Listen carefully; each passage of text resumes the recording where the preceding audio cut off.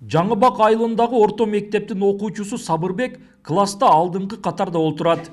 Айтымында бул мектепте тескерисинче биринчи партада отурган окуучу досканы карай албай кыйналат дейт Сабырбек. Биз мектепте 3 сменде окуйбуз жана азыр мындай доскада жакшы көрмөйт, кысылып отурабыз.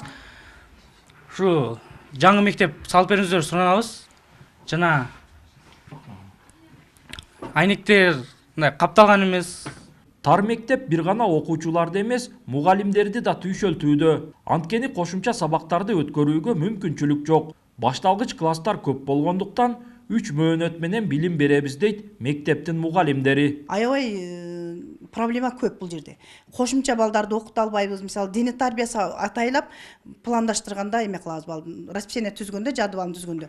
Мисалы, биринчи класс меники бүтүш менен наркылар кириш керек, 3-чү сменадагылар.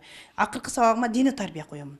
Балдарды сыртка алып чыгабыз, күн суктадан дене тарбияга алып чыгып ойноп туруп, анан нарк класс кирет. Кошумча балдар менен иштегенге эч кандай мүмкүнчүлүк жок. Кээ бир балдар жетише албаган балдар менен сөзсүз түрдө иштешиш керек да. Баткен районундагы Самаркандек айыл аймагына караштуу Жаңыбак айылы түптөлгөндө Совет доорунан калган сарайды ыңгайлаштырып, мектеп кылышкан. Андан кийин элдин саны өсүп, жанына ашар жолу менен кошумча имарат салынган. Бирок бүгүнкү күндө билим уясына окуучулар батпай, жергиликтүү бийлик жаңы мектепке жер бөлүп берип, мамлекеттен каржылоону күтүп турат. Социалдык объектилер боюнча, социалдык кече губернаторубуз келгенде да көтөрүлгөн, Жаңыбак айылына мектеп салуу боюнча.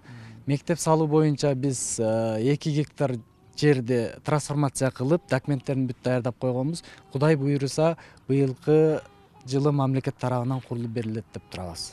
Белгилеп өтсөк, эгемендүүлүк алган жылдардан бери калктын саны өсүп, жаңы айылдар түптөлгөнү менен мектеп, бала бакча сыяктуу социалдык мекемелер курулган эмес. Акыркы кезде мамлекет курулушка өзгөчө маани берип, алыскы аймактарда жаңы билим уялары ачылууда. Ал эми Жаңыбактын тургундары мектеп көйгөйү жакынкы жылдарда чечилет деген үмүттө.